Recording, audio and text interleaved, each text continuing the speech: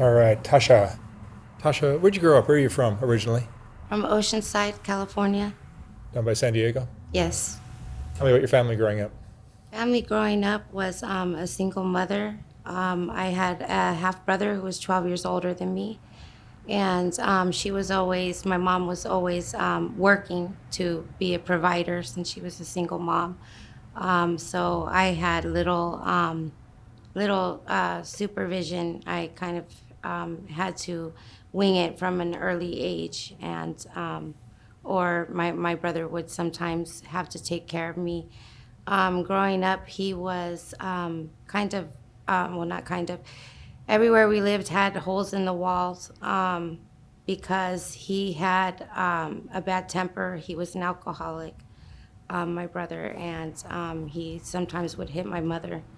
Um, so later on in life, I chose men that had similarities, just like my brother, which ended up in domestic violence. Was your brother kind of more of a father figure Yes, because yes, he was he so was much the older? only male role model that I had in my life. Where was your dad? My dad had restarted or had remarried and started a new family, so he was somewhere in California. Yeah. You ever meet him? Yes, yes, I know my dad. Yes. What kind of kid were you in high school? High school was, I never did graduate. Uh, I was in a continuation high school out in, I believe it was considered Carlsbad. Um, High school was hard. I was raped by one of my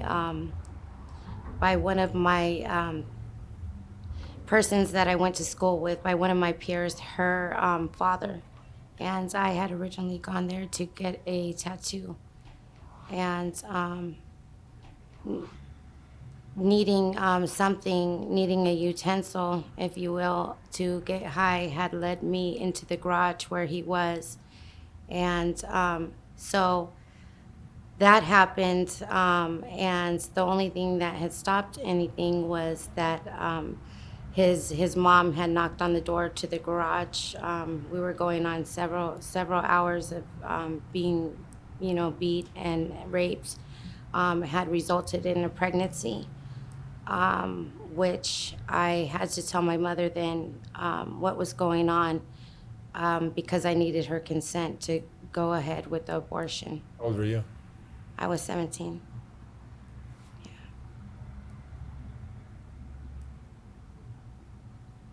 That led you in what kind of lifestyle after that? Were drugs part of your life then? Yes, I was already into drugs. By the time I was 14, I was in history class when I was given methamphetamine. I already knew because my peers were on it and had been around them how it was being used. And back then we smoked it on foil or light bulb. Um, I got all my housework done and seemed to be getting all my homework done. So I was happy with the results. Unfortunately, my mother didn't notice the change in me because she was always at work. Um, my brother would sometimes come back to visit us when things weren't going right with him and his lady. Um, Sometimes he would take his anger out on me because now I was at an age where he felt that I needed some child rearing or whatever. And so that would result in me being, him getting violent with me when he would drink. So I started running away to avoid his wrath. And that's when I really got a taste of the streets. And what kind of things were you doing to support yourself? Drugs, a lot of gang gang lifestyle. Even though I am not affiliated with the gang, a lot of the people that I hung around with were in gangs back then. Um, just drug use, experimenting, things of that nature. Just all the things Yeah, involved in the street life. yes, yes, a lot of things. And always, being a female, you're always, I feel like a target. You always need to be aware of your surroundings and things like that. So it's hard to stay safe unless, you have a means to protect yourself. Has sex work been part of your life? That was not later. Yes, that was not until later in my life. It was my late 30s. I had lost my kids about 8 years ago. I lost my place of 10 years. I had a condo, 3-bedroom condo. After I lost the kids, I really didn't care. I didn't make any plans to go live somewhere else, to go maybe to detox or rehab. So actually, I was all packed up with nowhere to move my things. I think I was going through clinical depression at the time. And I was just grieving my kids almost as if they weren't alive anymore.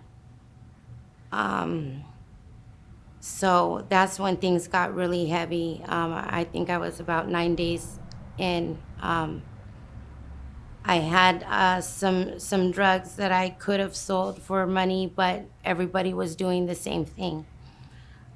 So after being hungry for about 9 days, like hungry for food, nowhere particularly to lay my neck at night, that's when I started coaching myself to maybe consider doing a date.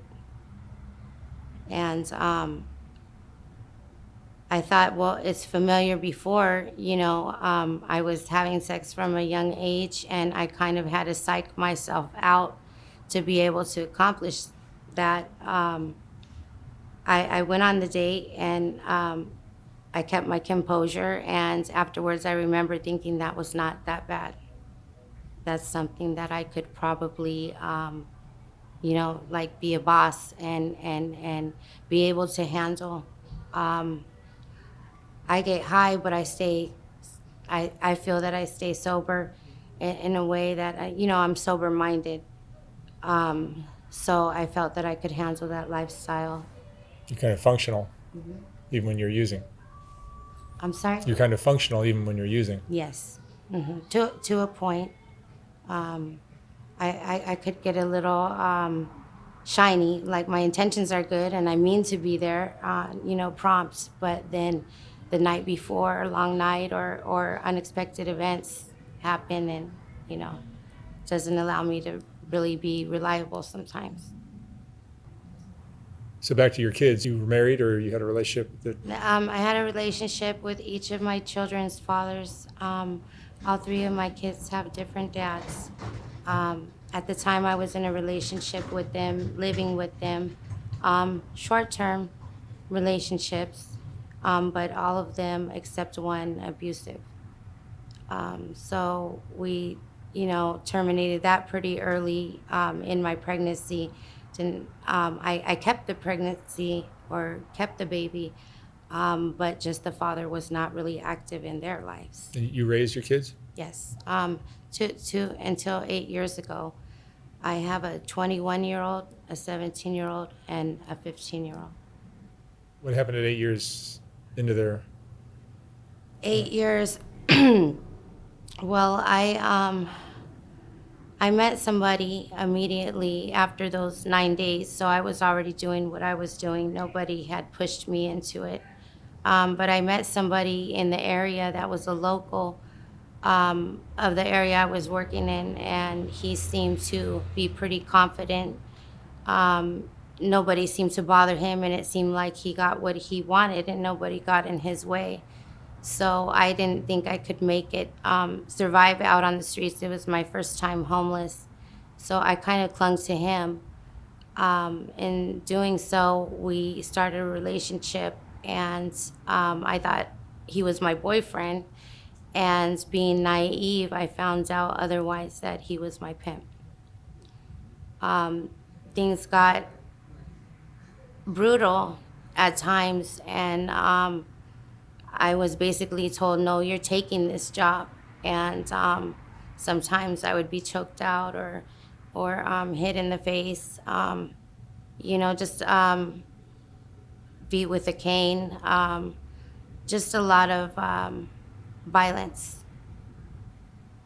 And it took about 2 years to shake him. If I ran into him in public, um, it would be like he would get violent on me. It wouldn't matter if it was daytime, who was around, he didn't care. So finally, we came to an understanding. And I never thought that that day would come, but he did. He was able to move on because he now had somebody else to focus on. And you've worked on your own since then? Yes, I've worked on my own since then. Yes, about 6 years now. And you've been homeless? Homeless, yes. Like, I am homeless in the sense that I do not have my own home since I lost my place. But I do not sleep on the streets at night because it's not safe. So for me, I have to have that answer for myself to know where I'm going to rest my head at night. I should know that early in the day, but some days I don't. I don't have that answer. However, I'm confident and I know that I will have it. So sometimes it's a motel room. Sometimes I'll share, like we'll go halves, me and another female. Not always the best situations, but I always go for my safest, what seems to be the safest at the time and feasible. How does that lifestyle affect you emotionally? It has made me, what's the word? Sometimes callous at times, sometimes very separated from my emotions, kind of like robotic. Time is money and money is time. So I'm always mindful of my time, and I've even caught myself on my personal time looking at the clock and thinking, oh, how much money I'm losing. That's not something that I'm proud of, but there are emotional setbacks that you find come to the surface, later. And do the drugs help you do that? The drugs definitely help. Meth from the beginning had been like something to numb my emotional pain.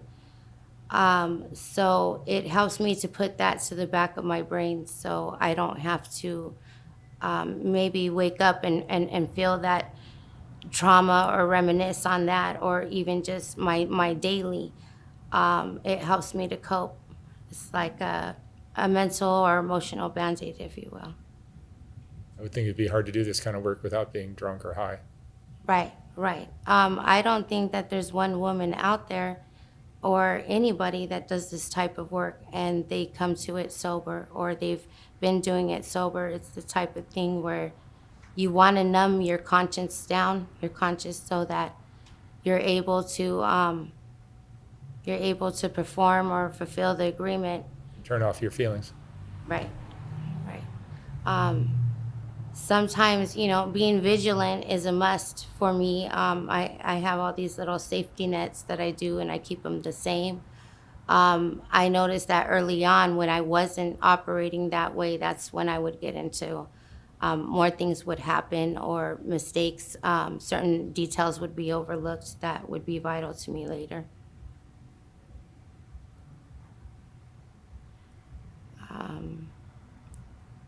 Do you talk with your children still? I do. It's been about a month since I talked to my youngest son. I was supposed to go out to Phoenix, and the ticket was bought for Greyhound from my mother. And it ended up that I didn't make it in time. It was just a time issue. And then me being so disappointed in that, because he was about to become ward of the state, I just buried my head in the sand. However, I'm taking a Greyhound out to Phoenix probably tonight, late tonight or early tomorrow morning. I don't know what I'm going to walk into, but I'm hoping everything's okay with Jonathan. And I'm hoping to get my life together, whether that means like 30 days in rehab. CPS says that they have no legal authority to keep him where he's at, so I can take him to where I'm at, except I don't have anything stable at the time. So I was thinking of just going to Phoenix, touching base, seeing my son, and I hope to God that everything's okay over there with the family, and prove to. I really don't have to prove because I can uproot him, but I'm not gonna do that until I have something worth, bringing him to. I'm not gonna do that in my wrong state of mind. I want a legitimate job, a legitimate lifestyle now. And I think I'm finally at the point where I mean it when I say I'm ready to close the doors on all of this shit. And when I do, I'm going to close the doors on, because these behaviors, they go hand in hand. For me, when I drink, I want to smoke cigarettes. And then if I drink too much, then I need some meth. And then it becomes this balancing act. And, even peers and things like that, I'm ready to cut off the way that I've been living. You seem like a very sensible woman, and yet you have been choosing to stay on the streets rather than be there with your kids. What is it that draws you to that destructive lifestyle? There is such a stronghold with addicts, and I had been doing this drug since I was 14. It had become a sense of normalcy for me, so I have more time on it than I have without it. I'm gonna be 44 now, and I started when I was 14, so that's like 30 years. It's not an excuse, because I have made a conscious decision. Every day that I use, I'm taking a risk.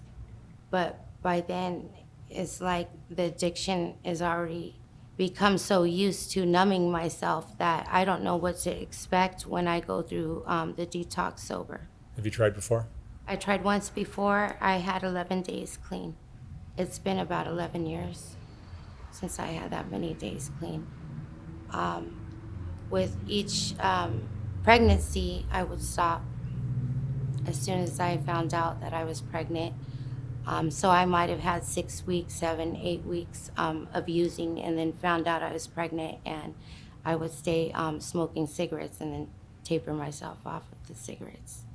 Is it frightening to go back to the square life after doing this for so many years? It is. It's almost like I had to ask myself, what am I so afraid of? Why do I get so close to having people and support, opportunities, and I get so close and I think I'm going to take them, and then I just get scared and I run. Like everybody that knows me, they'll say that I'm a runner. If things get uncomfortable, I might dip out. You're not gonna see me for a long time. And that's just the way that I've been not coping with things. Is it just your self-worth? Sometimes I think that I am afraid of my own success. I'm afraid to try something without a crutch. I'm afraid to fail. I'm afraid to try something new. Even if it is good or it's something pure, I'm afraid to fail again. But you might be afraid to succeed as well. That's what I was thinking. Yeah, I think you're right. I'm not too familiar with that. I think my biggest accomplishments, my most beautiful accomplishments that I would never take back are my 3 kids. After doing so many of these talks, I see very clearly how if you don't believe you deserve something, Yeah, even if you win the lottery, right, you're going to sabotage, you're going to destroy it somehow right. if you don't believe you deserve it. Right. If you earned it and deep down in your subconscious believe You deserve that. you deserve what's coming, all the Right. good things, a better life, roof over your head, Right. good family, good job, good partner. Right. If you don't believe you deserve that, you'll push it away. Right. Yeah, I think that a lot of it is self-worth. This type of work, it does affect your self-esteem. You could be a very strong person, and certain things will come out when you least expect it, come to the surface and be a trigger, and you may or may not be aware of it at the time. So it could be embarrassing, just going into tears and you're shopping somewhere, but maybe you saw a little girl that reminded you of your daughter when she was little, and things like that. That they're sobering moments. But I'm one that I'm always trying to keep my composure. So it's like before the next catastrophic thing comes, and it's not like woe is me. I know that I am no victim in this. I kind of created my own path, and yeah, it's hard. It's hard to keep your composure, but the last thing you want to do is seem weak, and you know, curling up in a fetal position is not an option for me. I have to keep going, and I have to put my game face on, and because I'm out there alone, I'm not oversaw by management or whatever you want to call it, Or a pimp. or a pimp, security, a driver, whatever you want to put it They under. get such polite terms. Right, right. Management. Right, and there's no such thing as security in this type of work. Street walking, there's no such thing as security. It would just be retaliation at that point. Yeah, because when you need the help, of course, another man is not there with you. Yeah, you're on your own. Right. If you had your life to live all over again, would you have done anything differently? Yes, I would have. I would have not picked up meth. I wouldn't have. Meth has stole so much time from me that I can't get back, and it has taxed me tremendously that I lost my family. I refused to pee in a cup, and ultimately my refusals, all of them counted as dirties, for the drug that somebody that knew me well was saying that I had a long history on. And had I just peed in the cup, had I just complied, my kids would still be in my life right now, we would still be living together. Maybe not my 21-year-old, because he goes to ASU. He's studying political science. But we'd all be together like we were before we were separated. Yeah, and there's not a day that goes by that I don't have that gnawing feeling in my stomach that I've lost something very precious to me. So I wish that I would have took heed earlier. I mean, at least at the point of being a mother and through my motherhood, that should have been enough to sustain me. And that I would have been more open and sought help, so that I didn't relapse. Tasha, what would you say is the most important lesson you've learned in your life? The most important lesson that I've learned, the streets don't love you. There's absolutely, I could walk away from all this right here by Skid Row today and revisit it 10 years later, and not a thing on the street is going to change. It's not like I missed anything spectacular.